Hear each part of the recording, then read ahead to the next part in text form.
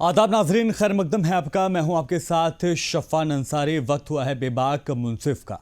देश की राजधानी इस वक्त सियासत के मरकज में बनी हुई है। अरविंद केजरीवाल की गिरफ्तारी ने दिल्ली के सरकार वर्सेस केंद्र सरकार के माहौल को और गर्म कर दिया है। एक तरफ जहां अरविंद केजरीवाल जेल से सरकार चलाने की बात करते हैं, तो दूसरी तरफ एलजी विनय सक्सेना ये कहते हैं कि दिल्ली की सरकार जेल से नहीं चलने देंगे। इसी बीच एक नई बहस इस बात को लेकर छिड़ गई है कि क्या दिल्ली में राष्ट्रपति शासन लग सकता है। हालांकि दिल्ली की कैबिनेट मंत्री आतिशी ने कहा है कि मुख्यमंत्री अरविंद केजरीवाल की गिरफ्तारी के बाद राजधानी में राष्ट्रपति शासन लगाया जाता है तो ये साफ तौर पर सियासी प्रतिशोध का मामला होगा।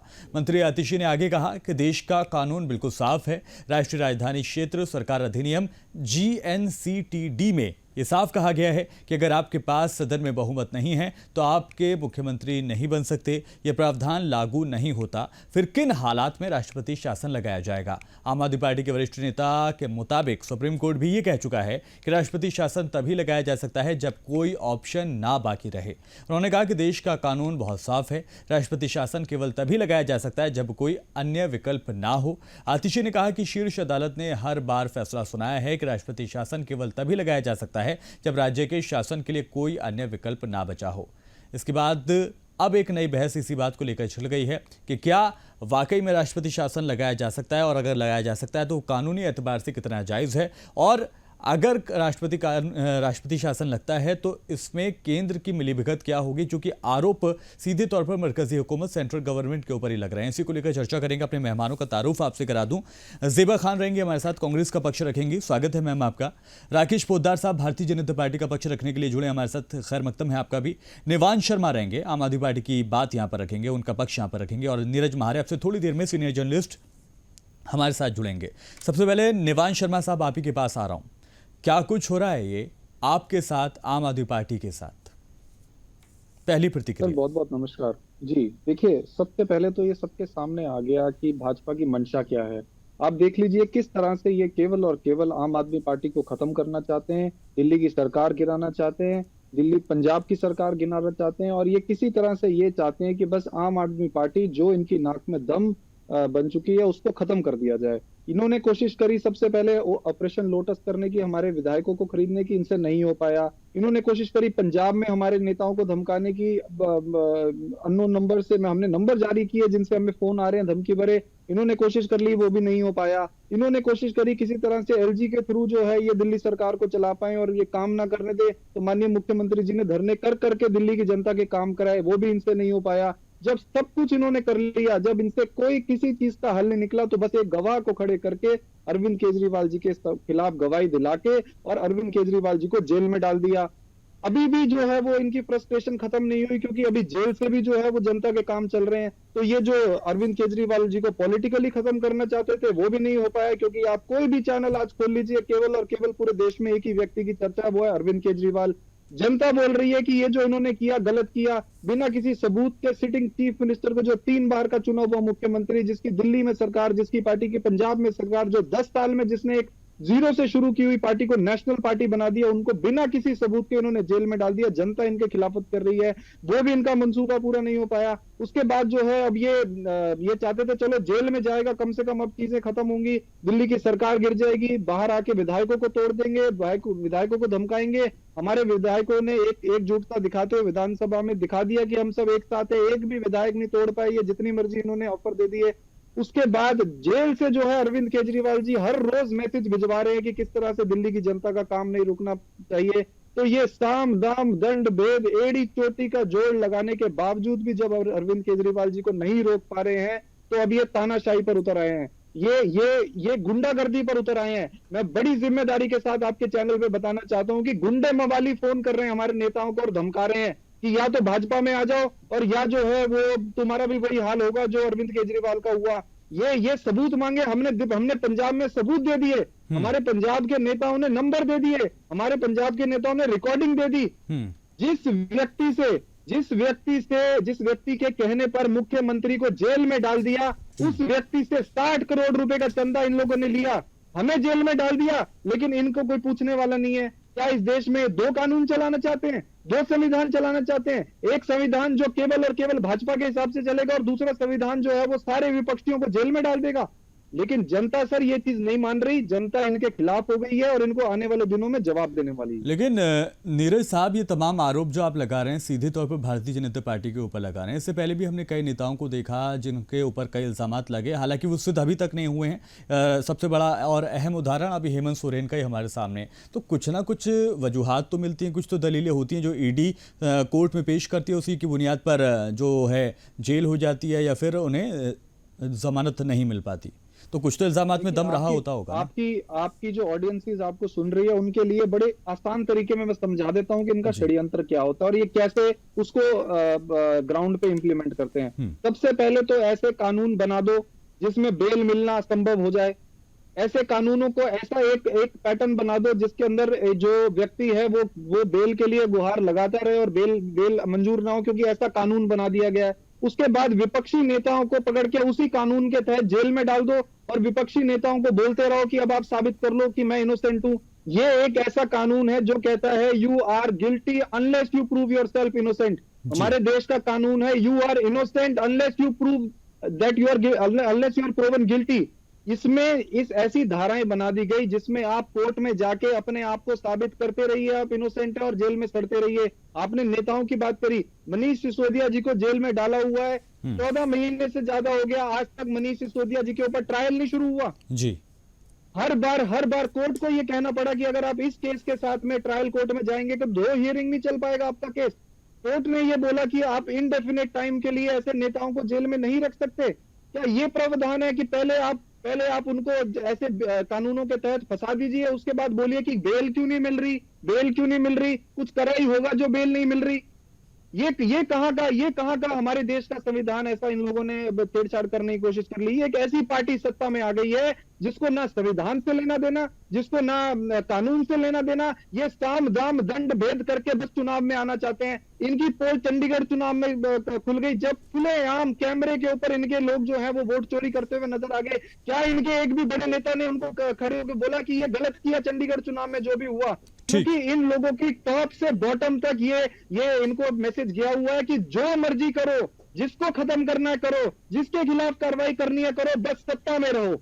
ठीक है राकेश पोद्दार साहब, आपने सुना आम आदमी पार्टी के प्रवक्ता को सीधे तौर पर आप ही को कटघरे में खड़ा किया जा रहा था और कहा जा रहा था कि साम दाम दंड भेद तमाम तरीके आप अपना रहे हैं। अगर इन तमाम चीज़ों को, अगर थोड़ा भी दम है आम आदमी पार्टी की बातों में, अगर इन तमाम चीज़ों को आजमा रही है भारतीय जनता पार्टी, तो इसी तरीके से इसी जरिए 400 पार का नारा दिया जा रहा है क्या?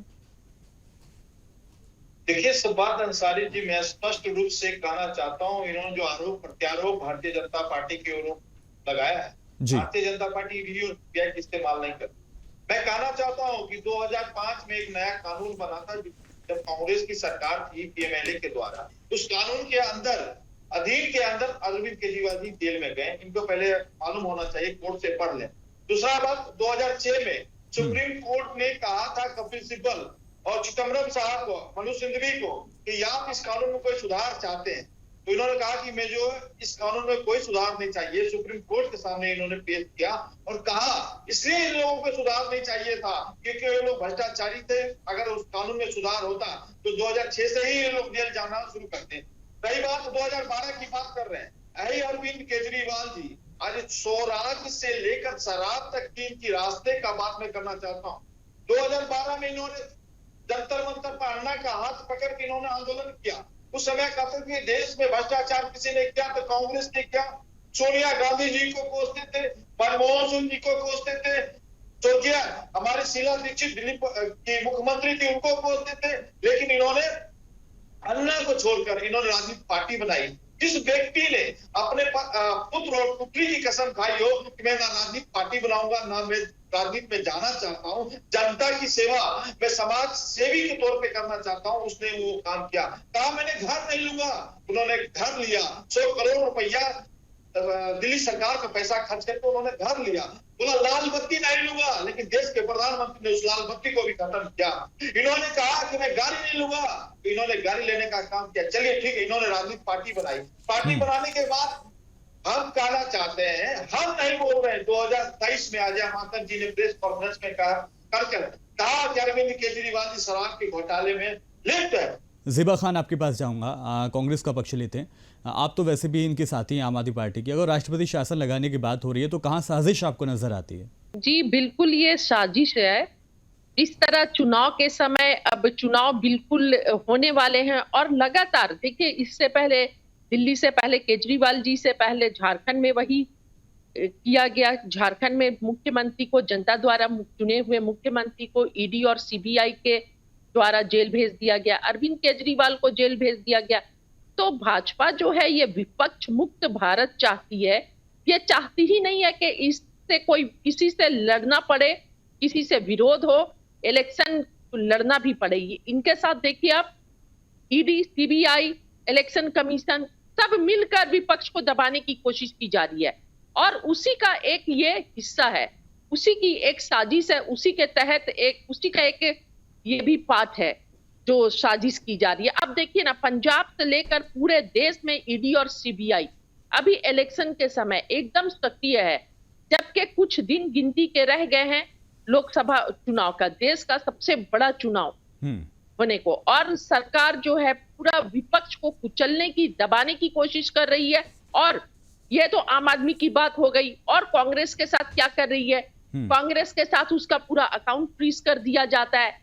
देश की सबसे बड़ी पार्टी जो है, विपक्ष जो है, सबसे बड़ी विपक्ष का अकाउंट को फ्रीज कर दिया जाता है और ठीक इलेक्शन से पहले, चुनाव से पहले, और पैसे हड़पे जा रहे हैं। तो ये क्या है? ये लोकतंत्र को कुचलने की कोशिश है और आवाज को दबाने की कोशिश है।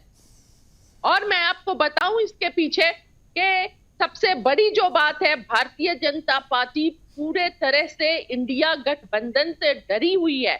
और जब से इंडिया गठबंधन बना, आप इनके स्टेटमेंट सुन लीजिए, इनको कुछ भी नहीं सूझता है। दिन रात देश में युवा बेरोजगार है, महंगाई है, भूखमरी है, महिला सुरक्षा एकदम हालत खराब है, लेकिन ये सिर्फ इंडिया गठबंधन पर टीका टिप्पणी करते रहते हैं, क्योंकि इन्हें पता है ये जो अलायंस बना है ये मजबूती से एक साथ खड़े हो गए, एक साथ लड़ेंगे तो ये जो 400 पार के नारे लगा रहे हैं ना, 200 भी आना मुश्किल हो जाएगा, 200 भी नहीं ला सकते हैं। ये हकीकत है, इसीलिए इस तरह के हथकंडे अपनाए जा रहे हैं।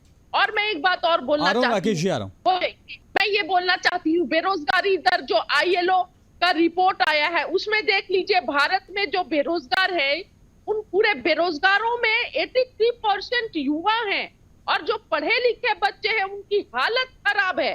और 2000 में जो बेरोजगारी दर थी वो 35.2 थी, 2% थी, और आज 2022 में 65.7% हो गई है।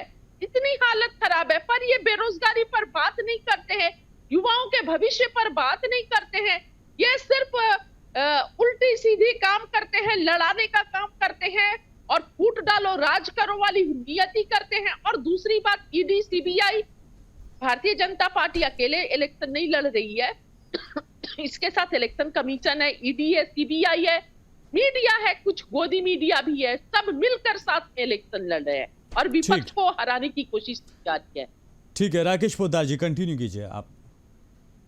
तो मैंने कहा, मैं एक शब्द बोलना चाहता हूं, सुप्रीम कोर्ट का आदेश था 2012 में, किसी को ईडी और सीबीआई का इस्तेमाल करने का फटकार किसी को लगा तो कांग्रेस को लगा। चलिए मैं आ जाता हूं यहाँ पे, जब मैं बोल रहा था, संदीप दीक्षित जी ने खुद कहा नवंबर के महीने 2023 में जाते जाते अरविंद केजरीवाल शराब के घोटाले में पाए गए। चलिए मैं उस बात को नहीं आता, फिर मैं आता हूँ 2019 की बात करना चाहता हूँ। 2019 के अंदर नए कानून का प्रावधान लाया गया और माननीय राष्ट्रपति ने उस कानून को मोहर लगाया। उस कानून को सुप्रीम कोर्ट ने आदेश पारित किया, इस कानून में ईडी को दिया गया कि आपको तुर्की और किसी के घर पे छापा मार सकते हो। उन्होंने जब छापा मारा, 2 बार अरविंद केजरीवाल जी को बुलाया गया, 12 बार सम्मन गया, तो कम से कम अरविंद केजरीवाल जी ईडी को अपने घर पे बुलाना चाहिए, उनके सामने जाके पेश नहीं नहीं राकेश जी, यही तो दलील दे रही थी आम आदमी पार्टी, ये कह रही थी कि अगर वो जाएंगे समन का जवाब देंगे। पहले तो वो समन को गैर कानूनी बता रहे थे, फिर कह रहे थे अगर वो जाएंगे तो ईडी उनको गिरफ्तार कर लेगी, और जिस बात का डर था वही हुआ। 2 घंटे की गिरफ्तारी के बाद, बातचीत के बाद गिरफ्तारी हो गई। देखिए, इस देश में संविधान है, संविधान किसी को अगर कोर्ट आदेश करता है या यदि कोई अगर मैं छोटी सी बात कहना चाहता हूं कि किसी थाना के थाना अध्यक्ष या दरोगा एसएचओ भी बुला लिया जाता तो आदमी को जाना चाहिए, अपनी बात रखनी चाहिए, लेकिन इन्होंने अपनी बात नहीं रखी। और मैं एक बात अंसारी जी आपके चैनल से बार बार कह रहा हूं, अगर ईडी आपको परेशान कर रही, सीबीआई आपको परेशान कर रही है, आप अगर आपकी छवि अगर स्वच्छ है तो आप सुप्रीम कोर्ट, हाई कोर्ट में याचिका दायर कीजिए। अगर आप जल और कसाब के लिए रात को 12 बजे सुप्रीम कोर्ट खुला सकते हैं तो आप अपने लिए क्यों नहीं खुला सकते हैं? रही बात उनकी बात में करना चाहता हूं, ये बार बार कह रहे हैं, हम कह रहे हैं कि जब ये नया कानून आया तो 5000 इस देश में मुकाबले चल रहे हैं, 5000 कम से कम केस चल रहे हैं इस देश के अंदर, जिसमें 2200-2300 जो जीएसटी, मनी लॉन्ड्रिंग, जमीन के बदले नौकरी देने का बहुत सारे मामले हैं, इसमें ईडी उनके घर पे छापे मार रही है। और 2200 मामले में हम लोगों ने रिकवरी करने का भी काम किया। इस सरकार ने 5,40,000 कुछ रुपए रिकवरी भी की और इस कानून में प्रावधान है। क्या मनीष सिसोदिया या सत्येंद्र जैन या संजय सिंह जो जेल में है या कोई और नेता है, इस कानून में प्रावधान है कि अगर आप ईडी और सीबीआई इस कानून में अगर 365 दिन के अंदर आपके खिलाफ सबूत नहीं पेश करेगी तो बाइज्जत कोर्ट बरी करने का काम करती है। और मजिस्ट्रेट हमेशा 164 का बयान लेता। अरविंद केजरीवाल जी को अगर ईडी पकड़ के ले गई तो मजिस्ट्रेट साहब के सामने पेश किया गया कोर्ट के अंदर, उनका 164 का बयान हुआ और 28 पन्ने का पेज अगर उनके सामने दिया गया तो मजिस्ट्रेट साहब को उस पेज को पढ़ने के बाद पता चला कि अगर ये जेल जाने लायक है या रिमांड पे भेजने लायक है तभी भेजा जाता। ईडी कभी जेल भेजने का काम नहीं करती, मजिस्ट्रेट करता, देश के जज करता। आपको हमेशा अपने संविधान पे भरोसा रखना चाहिए, अपने लोकतंत्र पे भरोसा रखना चाहिए। जेवा जी, मैं एक चीज बात बता देना चाहता हूँ, आप ही के खिलाफ 2012 में इन्होंने आंदोलन किया था। आज क्या परिस्थिति हुई कि दिल्ली के अंदर कांग्रेस और आम आदमी पार्टी चुनाव लड़ रहे हो और पंजाब में आप नहीं लड़ रहे हो, तो देश को क्या दिखाना चाहते हैं? अरविंद केजरीवाल जी से मैं कहना चाहता हूं कि जयललिता जी भी जब तमिलनाडु में मुख्यमंत्री थी, जब उनको अरेस्ट किया गया तो उन्होंने दूसरे मुख्यमंत्री बनाने का काम किया। लालू प्रसाद यादव जी को जब जेल चारा घोटाला में जेल जाना पड़ा तो राबड़ी जी को बनाने का काम किया। अभी फिलहाल हेमंत सोरेन जी ने देखा और दूसरे को मुख्यमंत्री बना के गए। तो ये कर देना चाहिए अरविंद केजरीवाल जी, महत्वाकांक्षी, जिस व्यक्ति ने अपने पुत्र और पुत्री की कसम खाई हो तो क्या दिल्ली का भला कर सकते हैं? ठीक है, आगे बढ़ूंगा। मैं नीरज म्हारे साहब को लेना चाहूँगा, फर्स्ट कमेंट आपका लूँगा। नीरज म्हारे साहब, दिल्ली में जो कुछ हो रहा है उस पर आपकी जाहिर तौर पर नज़र होगी, राष्ट्रपति शासन लगेगा या नहीं लगेगा? आम आदमी पार्टी ने सीधे तौर पर यह कह दिया कि गैर कानूनी है और कानून का गलत इस्तेमाल है, और ख़ुद कानून इस बात को कहता है कि जब तक कोई ऑप्शन ना बचे तब तक सरकार इसी तरीके से चलती रहेगी। क्या लगता है आपको, आने वाले वक्त में क्या वाकई दिल्ली में राष्ट्रपति शासन लगेगा? देखिए, भारतीय संविधान में ऐसी कोई व्यवस्था नहीं है कि दिल्ली में जेल में रह के सरकार चलाई जाए, और ये इनकी केजरीवाल साहब की हकदारिता लगती है हमको। तो जैसे हेमंत सोरेन साहब का भी उदाहरण दिया गया, ईडी ने उनको गिरफ्तार किया तो उन्होंने राजभवन जाकर इस्तीफा दिया, और यही लालू यादव जी के साथ दिया। लालू यादव जी ने भी राबड़ी को तब बना दिया था मुख्यमंत्री और इन्होंने चंपई सोरेन को बना दिया था मुख्यमंत्री। इसको देखते हुए एक चीज साफ है कि इनकी हकदारिता है, क्योंकि जेल। एक बार फिर से निवांश शर्मा साहब आपके पास आना चाहूँगा। निवांश शर्मा साहब, अब एक सवाल ऐसे में ये भी बनता है कि अगर राष्ट्रपति शासन ना भी नाफिज हो, ना भी लागू हो, तो अब विकल्प आम आदमी पार्टी के पास क्या है? कि कोई विकल्प की जरूरत ही नहीं है। दिल्ली की जनता ने अरविंद केजरीवाल जी को अपना मुख्यमंत्री बनाया था। दिल्ली की जनता ये चाहती है कि अरविंद केजरीवाल जी ही उनके मुख्यमंत्री रहें। जो उनके रास्ते में आएगा दिल्ली की जनता उन्हें जवाब देगी। इन्होंने, दिल्ली की जनता ने पहले 5 साल पहले 7 सांसद चुने थे भाजपा के। आज वो सांसद कहाँ है? दिल्ली के अंदर पॉलिटिकल क्राइसिस है। दिल्ली के अंदर जो है वो उनके जनता के वोटों के ऊपर जो है वो अटैक होने की कोशिश हो रही है। चुने हुए मुख्यमंत्री को जो है वो जेल के पीछे डाल दिया गया है। सांसदों का कोई अता पता नहीं है। बीजेपी खुद ही उनकी टिकट काट देती है। इनकी कोई जवाबदेही नहीं है किसी के तहत। आप ये देखिए कि सुप्रीम कोर्ट का ऑर्डर था। सुप्रीम कोर्ट ने कहा कि दिल्ली के अंदर जो सबसे जिसकी जवाबदेही जनता की तरफ है वो दिल्ली के मुख्यमंत्री हैं। The supreme power in Delhi is Delhi chief minister. Supreme court ने कहा। इन्होंने अपनी ताकत का गलत मिसयूज करते हुए इन्होंने संविधान जो है उसको बदल के और दिल्ली के अंदर सबसे ताकतवर जो है वो एलजी को बना दिया। इन्होंने डायरेक्ट जनता के वोटों के ऊपर अटैक किया है। जनता की ताकत के ऊपर अटैक करने वाला हमारे देश में ना कभी कोई टिक पाया है ना कभी कोई टिक पाएगा। ये लोग कोयला घोटाला कर करके 2014 में जो है वो सरकार में आए, और आज जो कोयला घोटाला का मुख्य आरोपी जिसको कहते थे नवीन जिंदल, उसको अपनी पार्टी में शामिल करके टिकट दे दी इन्होंने। ये लोग 2G स्कैम कह के सत्ता में आए, और उसके बाद आज इलेक्टोरल बॉन्ड के साथ हम तो सुप्रीम कोर्ट का धन्यवाद कहते हैं जिन्होंने इलेक्टोरल बॉन्ड पब्लिक कर दिया। इनका पूरा खेल सामने आ गया। 350 करोड़ रुपए इन्होंने भारतीय एयरटेल लिमिटेड से जो है वो चंदा लिया है। वो कंपनी जो अपने कागजों में अपने आप को लॉसेस में दिखा रही है, वो कंपनी जो लोगों को निकाल रही है, वो कंपनी जो तनख्वाहें नहीं दे पा रही, वो भाजपा को 350 करोड़ रुपए का चंदा देती है। एक ऐसा व्यक्ति जिसकी गवाही पर इन्होंने मुख्यमंत्री को जेल में डाल दिया, एक ऐसा व्यक्ति जिसको ईडी कहती है ये शराब घोटाले का मास्टरमाइंड है। सर, आप सिर्फ एक सवाल ले लीजिए भाजपा से कि इन्होंने उस व्यक्ति से 60 करोड़ रुपए चंदा क्यों लिया, ये जवाब ले लीजिए आप इनसे। ये राकेश साहब, ये वाकई में मैं भी जब पढ़ रहा था, जो गवाह हैं दरअसल उनकी तरफ से भारतीय जनता पार्टी को इलेक्टोरल बॉन्ड के जरिए चंदा दिया गया है। तो क्या साजिश है, क्यों ना आपके ऊपर इल्जाम लगे? देखिए सुब्रत अंसारी जी, हम तो कह रहे कि जो 20,000 करोड़ रुपया जो चंदा आया इस देश के अंदर, सुप्रीम कोर्ट को मालूम है और SBI अब दिखा रही है, तो मैं कह रहा था तो 6,000 करोड़ रुपया भारतीय जनता पार्टी करती हमारी है। हम तो कह रहे चिल्ला के कह रहे कि 6,000 करोड़ रुपया हमारा लिया। हम झूठ नहीं बोल रहे हैं, पारदर्शी के साथ चुनाव में जा रहे हैं, पारदर्शी के साथ हम कहना चाहते हैं। और हमारे वित्त मंत्री अरुण जेटली के इस कानून को लाने का काम किया कि चुनाव के अंदर किस तरह ये लोग घपलेबाजी करते थे। अगर किसी व्यक्ति ने, किसी कंपनी ने 1500 रुपए में, छोटी सा रास्ता बताता हूँ, 1500 रुपया का चंदा दिया तो 100 रुपया लोग चुनाव में खर्च करते थे, 1400 रुपया अपने घर ले जाने का काम करते थे। लेकिन हम आज इस बात को कहना चाहते हैं कि 20,000 करोड़ रुपया चंदा आया तो 6,000 करोड़ रुपया भारतीय जनता पार्टी का है। अरे भैया 1400 करोड़ रुपया किसका है? इसका सवाल का जवाब अरविंद केजरीवाल ने, कांग्रेस के नेता थे।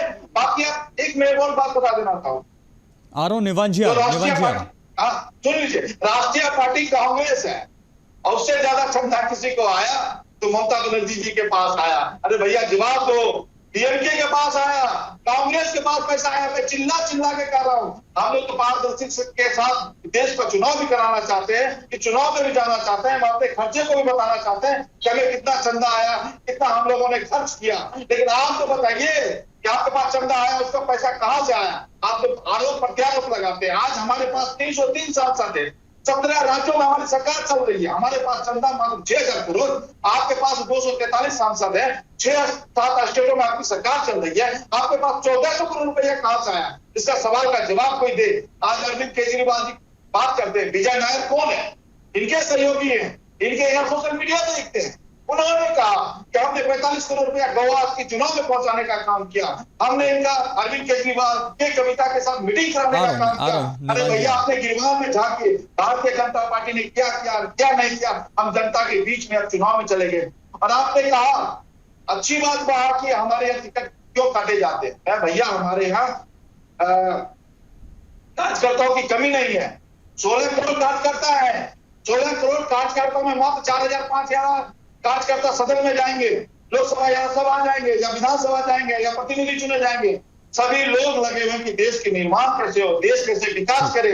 हमारा 2024 का चुनाव, अंसारी साहब बता देना चाहता हूं आपके चैनल के माध्यम से, हम देश को महान बनाने वाला चुनाव लड़ने जा रहे हैं, देश के आर्थिक कृषि अर्थव्यवस्था बनाने वाला चुनाव लड़ने जा रहे हैं। देश के प्रधानमंत्री मक्खन पर लकीर नहीं खींचते हैं, पत्थर पर लकीर खींच कर उस काम को खत्म करने का काम करते हैं। देश के प्रधानमंत्री ये है। और हम लोग जो 2047 का सपना देख रहे हैं, 2024-29 या 34-35 का सपना नहीं देख रहे हैं। हम लोग देश को महान बनाने वाला चुनाव देख रहे हैं। अरे लोग कहते थे खून की नदियां बह जाएगी, 1970 हम लोगों ने खत्म किया।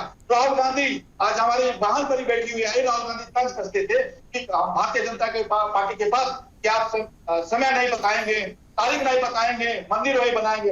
हम लोगों ने तारीख बताने का भी काम किया। 22 जनवरी 9:45 2024 में हम लोगों ने राम मंदिर का भी निर्माण किया।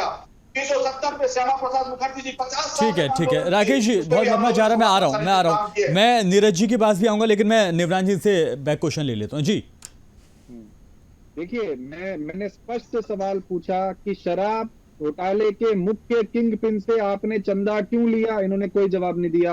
दूसरा सवाल, स्पष्ट सवाल पूछ रहा हूं, 2700 करोड़ रुपए ऐसा इलेक्टोरल बॉन्ड है जिसमें ईडी जो है वो कंपनियों के अंदर जाती है और रेड मारती है और वो कंपनी बीजेपी को चंदा देती है। 2700 करोड़ रुपए इन्होंने ऐसा वसूली गैंग चला के लिया है। ये तो सुप्रीम कोर्ट का धन्यवाद हो जिन्होंने ये एसबीआई को बोला। आज देश भर की नेशनल एजेंसीज की इन्होंने जो फजीयत करा दी है, जो देश भर की नेशनल एजेंसीज को सर झुकाने पड़ रहे हैं, वो ये पार्टी की वजह से। एसबीआई को कोर्ट में फटकार लगी कि एसबीआई ने बोला कि हमें जून तक का टाइम दे दीजिए। सुप्रीम कोर्ट ने कहा कि आरबीआई का निर्देश है कि आपको एक क्लिक पे केवाईसी होना चाहिए, तो आप जून तक का टाइम क्यों मान रहे हैं? तो ये दिखाता है कि किस तरह से ये नेशनल एजेंसीज को मैनिपुलेट करने की कोशिश कर रहे हैं।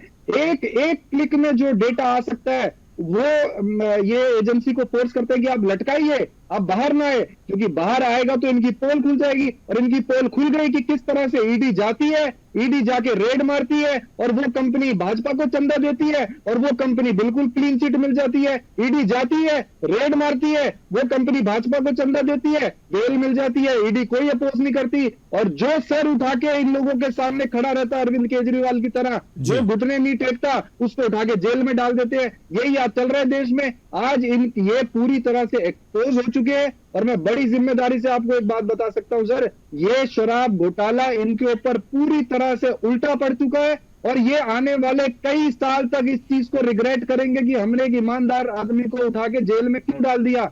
एक ऐसा नेता जो बच्चों के लिए स्कूल बना रहा है, जो एक रिक्शे वाले बच्चे को आईआईटी पहुंचाता है, उसके खानदान की हिस्ट्री और उसके खानदान। निवान साहब, मैं अपने तमाम दर्शकों को भी बता दूं, इस बीच खबर आ रही है कि 1 अप्रैल तक के लिए कस्टडी को और बढ़ा दिया गया है। ईडी की तरफ से जो मांग की गई थी उसको कोर्ट ने इजाज़त दे दी है। बढ़ते हैं आगे। राकेश पोद्दार साहब से भी बात हो गई। नीरज मारे साहब, आपका जवाब मैं ले रहा था।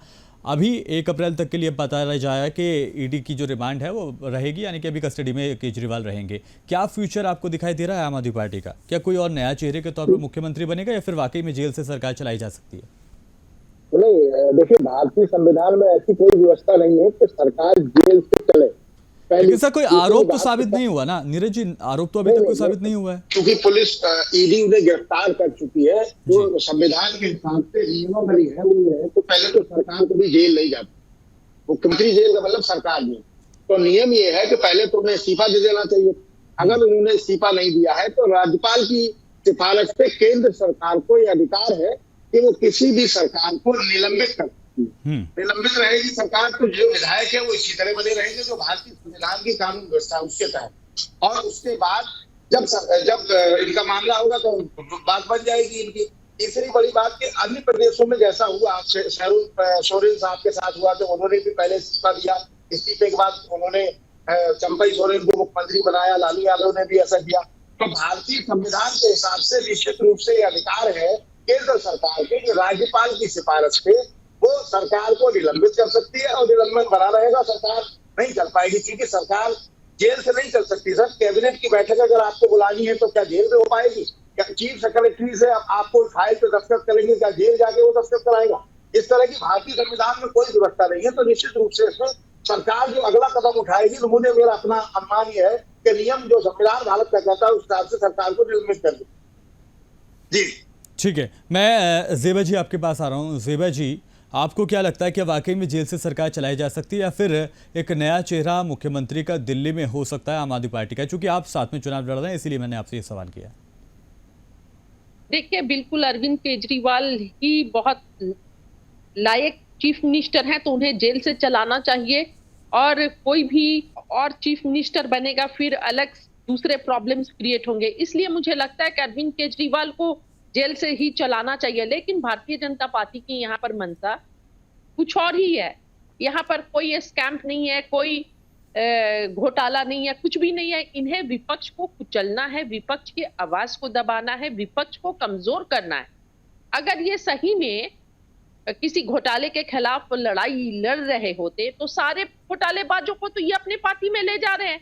पहले जब विपक्ष में होते हैं तो बताते हैं ये घोटाला, ये सीबीआई, ये ईडी, वो नोटिस भेजा जाता है। और फिर अब देख लीजिए ना, जनार्दन रेड्डी को जो अवैध खनन में 9 सीबीआई केस 2008 से लेकर 2013 तक था, 9 सीबीआई केसेस चल रहे थे। अब जनार्दन रेड्डी का विलय हो गया भाजपा में, तो क्या कहिएगा आप? इस पर क्या कहेंगे? ये भारतीय जनता पार्टी का कौन सा चरित्र है? जब विपक्ष में होते हैं तो ईडी सीबीआई भेजी जाती है, समन भेजा जाता है, परेशान किया जाता है। मतलब कहने का मतलब है या तो भाजपा ज्वाइन कर लो या फिर जेल के अंदर जाओ, यही दो ऑप्शन है। भाजपा ज्वाइन करो तो सब मिल जाएगा, नहीं तो जेल के अंदर जाओ। जो कांग्रेस लगा रही है या जो आम आदमी पार्टी इल्जाम लगा रही है आपके ऊपर या केंद्र सरकार के ऊपर, और जो सड़कों पर लोग उतरे हुए हैं, सोशल मीडिया पर जो माहौल बन रहा है, कहीं ये गिरफ्तारी सेल्फ गोल तो नहीं हो जाएगी आपके लिए, जिस तरह के आरोप आपके ऊपर लगाए जा रहे हैं?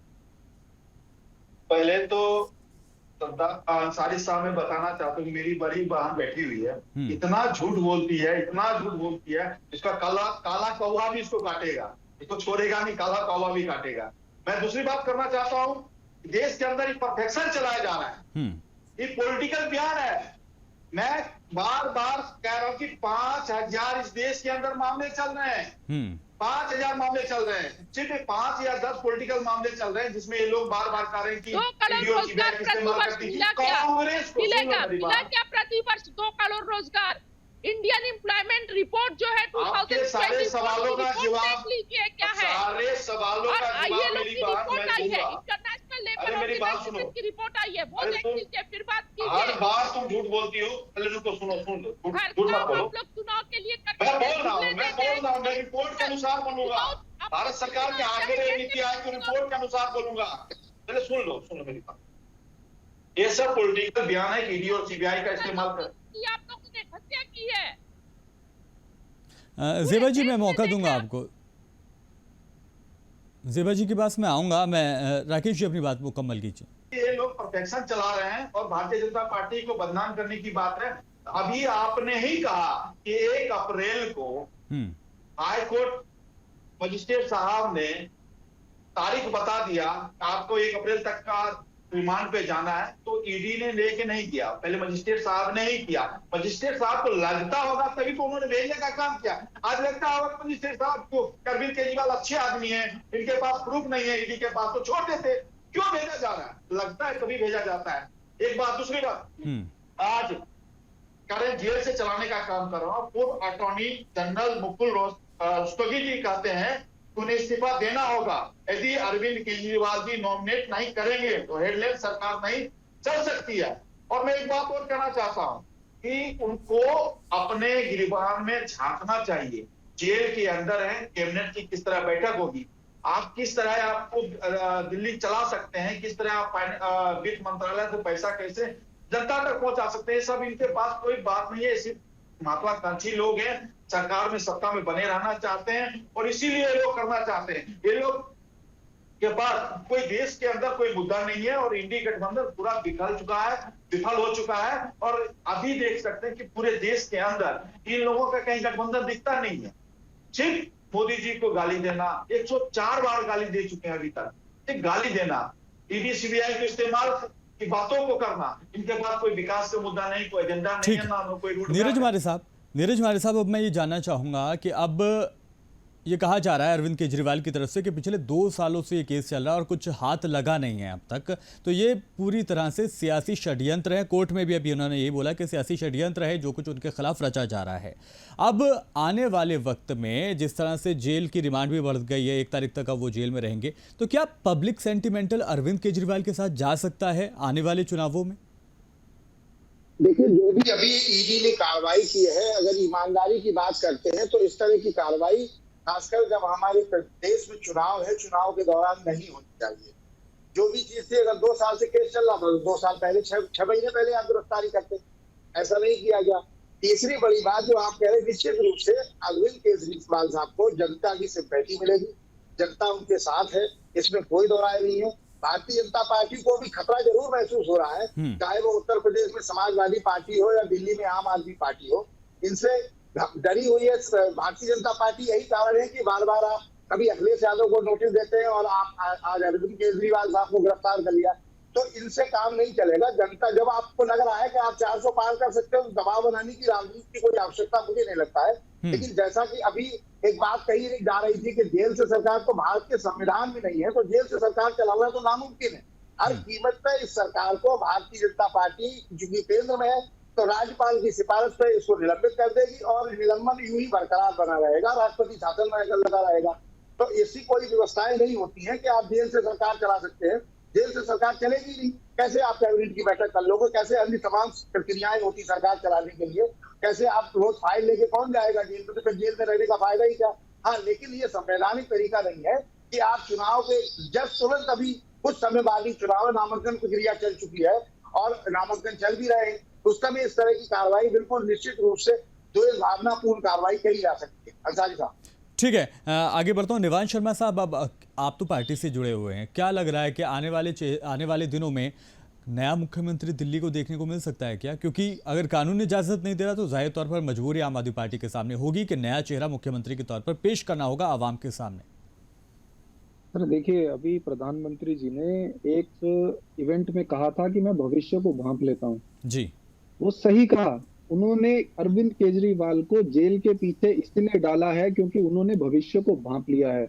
आज ये केवल और केवल अरविंद केजरीवाल से डरकर, उनकी राजनीति से डरकर, उनके जन समर्थन, उनकी एक्सेप्टेंस से डरकर उनको जेल में डाल रहे हैं। और आपने पूछा कि अब क्या होगा, मैं आपको ये बता देता हूं कि अब क्या होगा। अब याचना नहीं, अब रण होगा, और ऐसा होगा जो पहले कभी इन्होंने सोचा नहीं होगा। अरविंद केजरीवाल जिसको इन्होंने पकड़ के जेल में डाल दिया है, वो कोई ऐसा ही आयरा गहरा चलता फिरता व्यक्ति नहीं है। IITN इनकम टैक्स कमिश्नर से इस्तीफा देके पब्लिक सर्विस में सड़कों पे संघर्ष करना शुरू किया, खुद पार्टी बनाई, 10 साल के अंदर उस पार्टी को खड़ा करके नेशनल पार्टी बना दिया। 3 बार दिल्ली में सरकार, पंजाब में सरकार, गुजरात में इनके गढ़ में जाके 15% वोट ले आया। मैं आपको एक बड़ी जिम्मेदारी से बात कहना चाहता हूं कि जितना खतरनाक अरविंद केजरीवाल बाहर है, उससे 100 गुना ज्यादा खतरनाक अरविंद केजरीवाल जेल में रहकर है। इनके नाक में दम किया हुआ है, और ये आने वाले कई सालों तक नहीं भूलेंगे कि एक ईमानदार व्यक्ति को जेल में डालने का नतीजा क्या होता है। जनता में बहुत बुरा रोष है। दिल्ली की जनता आज सड़कों पे आ रही है। 31 तारीख को जो है हमारी महारैली है, हम लोगों के घर में जा रहे हैं लोगों को बताने की आप आइए। लोग कह रहे हैं आपको आने की जरूरत नहीं है, हम हैं अरविंद केजरीवाल के साथ। हमारे लिए किया है उस व्यक्ति ने, हमारी बिजली फ्री करी है, हमारे बच्चों को शिक्षा दी है, हमारे घर में कोई बीमार होता है तो हमारा 1 रुपया नहीं लगता। हमें अगर इधर से उधर दिल्ली में जाना होता है तो हमारा बस में किराया नहीं लगता, जो पहले लगा करता था। अरविंद केजरीवाल एक पॉलिटिकल लीडर नहीं है, अरविंद केजरीवाल जननायक है, जनता का नेता है। जनता के एक इमोशन को इन्होंने जेल में डालने की कोशिश की है। ये नहीं बच सकते सर। जनता इनको इन्होंने इतनी बड़ी गलती कर दी है, इन्होंने इतना बड़ा जो एक ईमानदार व्यक्ति को जेल में डाल के जो गलती करी है, इनको भुगतना पड़ेगा। और ये समझते हैं इस चीज को। क्यों अब ये जो पहले कहते थे टेक्निकल बात करो, शराब घोटाले की बात करो, अब ये शराब घोटाले पे बात इनसे पूछा गया, बताइए कि आपने 60 करोड़ रुपए शराब घोटाले के किंगपिन से क्यों लिया? इनके पास कोई जवाब नहीं है। ज़ेबा जी, आपके पास आ रहा हूँ। ज़ेबा जी, स्टार प्रचारक थे अरविंद केजरीवाल, इंडिया अलायंस के भी कह लीजिए, आम आदमी पार्टी के भी कह लीजिए, और जिस तरह से इन्होंने बाकी के राज्यों में जीत दर्ज की है, बढ़त अपनी बनाई है, क्या लगता था इससे आम आदमी पार्टी को नुकसान होगा या फायदा मिलेगा जेल जाने का? देखिए, फायदा और नुकसान की बात तो अलग है, लेकिन सबसे बड़ी बात है इंसाफ की, कि लोकतंत्र जो है वो संविधान से चलना चाहिए, कानून से चलना चाहिए, ना कि गुंडागर्दी से चलना चाहिए। और आज भाजपा ना संविधान को समझ रही है, ना कानून को समझ रही है, सिर्फ गुंडागर्दी पर उतरी हुई है। तो बहुत ही अफसोसजनक है ये, और बहुत दुख देता है कि आज लोकतंत्र की हालत इतनी खराब हो गई है। बेरोजगारी, भूखमरी, ये सारे कोई मैटर ही नहीं रह गए। महिला सुरक्षा, ये कोई मैटर ही नहीं रह गया। आप तो उठा रहे हैं ना ज़ेबा जी, विपक्ष में रह के आप तो उठा रही हैं इन मुद्दों को, फिर क्यों नहीं वोट मिलता आपको? हमें कौन बोल रहा है वोट नहीं मिलता है? अभी जो 5 राज्यों में इलेक्शन हुए हैं, भाजपा से 10 लाख वोट ज्यादा हमें मिले हैं। किसने बोला वोट नहीं मिलता है? हमें 4 करोड़ 80 लाख, भाजपा को 4 करोड़ 90 लाख हमें मिले हैं। तो वोट मिलता है, वो बात किसने बोला? ये तो भाजपा प्रोपेगेंडा। देखिए, एक बात मैं ये बता रही हूँ, अगर हम जनता के बीच में नहीं रहते, जनता के दिलों में नहीं रहते, तो भाजपा को इतनी साजिश करने की जरूरत नहीं हो पड़ती। वो कांग्रेस से डरी हुई है। तब तो कांग्रेस के इलेक्शन से ठीक से पहले समझिए एक परिवार के अकाउंट को फ्रीज कर देने का मतलब क्या होता है? परिवार भूखे मर जाएगा। अगर सपोज कीजिए किसी परिवार के अकाउंट से, पार्टी को एक परिवार होता है, पार्टी का अकाउंट फ्रीज कर दिया, मतलब पूरा पैसे का सोर्स को ही खत्म कर दिया। तो बिना पैसे के हम इलेक्शन कैसे लड़ेंगे? दूसरा, तो आप इलेक्टोरल बॉन्ड पर कुछ नहीं बोलते हैं। पूरे देश से आपने चंदा उठा लिया। चंदा दो, धंधा लो, ईडी सीबीआई भेजकर डरवाते हैं और चंदा लेकर सारे केस बंद कर देते हैं। तो ये कहीं ना कहीं डर है, ये डर है इंडिया गठबंधन से भाजपा का, जो इतना परेशान है। जब आपको इतना कॉन्फिडेंस है कि 400 पार, अब की बार 400 पार, जब आपको 400 आ रहा है तो आप जाइए ना, कैंपेन कीजिए इलेक्शन में। ईडी सीबीआई और विपक्ष के पीछे क्यों पड़े हैं, इंडिया गठबंधन के पीछे क्यों पड़े हैं? हर जो जनता द्वारा चुने हुए मुख्यमंत्री को जेल में और ईडी सीबीआई भेज, आप इतने दूध के धूले तो नहीं है। एक तरफ तो आप जनार्दन रेड्डी जैसे लोगों को जो अवैध खनन के गुनहगार हैं, उन्हें आप अपने पार्टी में शामिल करवा रहे हैं। ऐसे बहुत सारे नाम हैं। जब विपक्ष है तो आप उन पर एलिगेशन लगाते हैं, और अभी आंखों देखा हाल है, लगातार आप ऐसे एलिगेशन वाले जो ओपोनेंट के लीडर्स थे सबको आप पार्टी ज्वाइन करवा रहे हैं। तो यह सच की तो लड़ाई है नहीं, जाहिर सी बात है आपको अपने सीट बचाने की लड़ाई है और आप सत्ता में बने रहे, इसलिए ये सारे हथकंडे अपना रहे हैं। भारतीय जनता पार्टी को पता है कि इन 10 सालों में उन्होंने जनता को ठगा है, चाहे कोरोना का समय रहा हो या 2 करोड़ रोजगार देने की बात रही हो, किसानों की आय दुगनी करने की बात रही हो, मजदूरों का हालात आज देख लीजिए कि क्या कितना खराब हो गया है मजदूरों की हालात। मजदूरों के हालात खराब है। दिल्ली के सरहदों पर किसानों को किस तरह क्या हाल किया गया, अभी खनौरी और संगू बॉर्डर पर क्या हाल किया गया। मणिपुर अभी तक जल रहा है, मणिपुर पर कुछ नहीं बोला जा रहा है। सोनम वांगचुक जी अभी तक 22-23 दिन से भूख हड़ताल पर बैठे हुए, पर प्रधानमंत्री नरेंद्र मोदी ना कुछ बोलते हैं ना मिलने जाते हैं। मणिपुर पर 3 महीने बाद तक सारे पार्लियामेंटेरियन के बोलने के बाद मुश्किल से 15-20 सेकंड के लिए बोलते हैं। तो ये सारे हालात है देश के। आज कितना बुरा हालात हो गया। 83% युवा जो है वो बेरोजगार है। पूरे बेरोजगारी दर में 83% युवा है, जो बहुत ज्यादा है। लगातार एग्जाम्स के पेपर लीक हो जा रहे हैं। एक एग्जाम भरने आप भी पढ़ के आए होंगे, पता होगा कितने मुश्किल से एग्जाम देते हैं। पेपर पहले फॉर्म भरा जाता है, दूसरे शहर जाओ और जब एग्जाम दे के निकलो तो पता चलता है पेपर लीक हो गया है। तो क्या स्थिति होती होगी उन बच्चों की और उनके परिवार में। तो इस तरह के हालात है देश में। उन्हें पता है उन्होंने कुछ नहीं किया है, जनता उन्हें नकार देगी अगर बिना ईडी सीबीआई और इलेक्शन कमीशन और मीडिया के जाएंगे तो जनता पर मुद्दों से जा नहीं सकते हैं। तो विपक्ष को घेरो, विपक्ष को कुचलो, विपक्ष को डराओ, विपक्ष के चीफ मिनिस्टर को जेल में भेजो। पर ये जनता जनार्दन है, सब जानती है, जनता सब जानती है। ऊपर वाले के घर में देर है अंधेर नहीं है। सच जो है हमेशा जीतता है, अंत में जीत सच की होती है। देर हो सबेर हो, संघर्ष का समय लंबा हो सकता है लेकिन जीत सच की होती है। ठीक है राकेश पोद्दार जी, जनता सब जानती है, तो बिल्कुल सही कहा, जनता तो सब जानती है भैया। 10 साल से आपको विपक्ष में बैठाने का काम किया। राहुल गांधी जी कितने दिन उपस्थित रहे सदन के अंदर, इस बात को आप जवाब दे सकते हैं? नहीं दे सकते हैं। जनता ने आपको विपक्ष में बैठने का काम किया। आपने कितनी बार सदन के अंदर लोकतंत्र की आपने बात की। जनता सब जानती है, सब पहचानती है कौन क्या है। देश के अंदर आप सकारात्मक राजनीति कीजिए। कांग्रेस के लोगों से मैं कह रहा हूं, देश के मुद्दे को उठाइए। ईडी सीबीआई या इलेक्शन कमीशन या आपको सभी से डर लगता है, मीडिया से डर लगता है। अरे भैया सबसे डर लगता है, इसका मतलब आपने कहीं ना कहीं डरे हुए हैं। आपने काम नहीं किया, आपके पास कोई एजेंडा नहीं है, कोई रोड मैप नहीं है, इसीलिए आप बार बार करते हैं। और आप कांग्रेस के नेताओं को मैं बार बार कह रहा हूं कि अपनी दुकान पे घिसा पीटा माल वही राहुल गांधी को 10 साल से घिंच रहे हैं। सोनिया गांधी जी चाहती कि किसी तरह मेरा बेटा राहुल गांधी देश का प्रधानमंत्री बन जाए। उनके साथ दिग्विजय सिंह लगे हैं, कमलनाथ लग रहे हैं, कपिल सिब्बल लगे हुए हैं। अरे भैया नेताओं को बदलो, राजनीति सकारात्मक इस देश के अंदर करो। जिस तरह देश के प्रधानमंत्री राजनीति करें। मेरी बात चुप हो जा, चुप हो जा। अरे चुप हो जा, मैं हाथों की विनती कर रहा हूँ, हाथ जोड़ के विनती कर रहा हूँ। मैं सुन रहा था आपकी सारी बातों, अरे सारी बातों को सुन रहा था ध्यानपूर्वक। मैं कांग्रेस के नेताओं को कहता हूं कि देश के अंदर सकारात्मक राजनीति कीजिए। राहुल गांधी को पुरानी दुकान पे पुराना माल हो चुका है। आप जनता उनको नहीं चाहती है, फिर भी आप उसी को चला रहे हैं। सोनिया जी जानते हैं कि राहुल गांधी देश का प्रधानमंत्री बन जाए। अरे देवा जी सुन लीजिए, आपने कहा कि मजदूरों की बात, हम मनरेगा में 190 रुपए देते थे, हम तो 210 रुपए देने का काम किया। हमने विश्वकर्मा योजना लाया, विश्वकर्मा योजना में 3 लाख रुपया देने का काम कर रहे हैं। सुन लो मेरी बात, सुन लो। विश्वकर्मा योजना लाया, बुनकरों के लिए लाया, कारीगरों के लिए लाया, लोहार के लिए लाया, उसको भी हम लोग रोजगार दे रहे हैं। 3 लाख रुपया देश के प्रधानमंत्री बैंक को कहा कि मेरी गारंटी है, इनको 3 लाख रुपया देने का काम करो। हम लोगों ने बहुत सारे काम किए। हम लोगों ने महिलाओं के लिए लखपति दीदी बनाने का काम किया, 1 करोड़ महिलाओं को लखपति दीदी बनाया। हमारा टारगेट है 2029 तक 2 करोड़ को हम लोग लखपति दीदी बनाने का भी काम करेंगे। उनके घर शौचालय पहुंचाने का भी काम किया, उनका घर भी बनाने का काम किया। जेवा जी, आप सुन लीजिए हमारी बात को, हम लोगों ने काम किया। आज 35 किलोमीटर प्रतिदिन सड़क बनाने का भी हम लोग काम किए।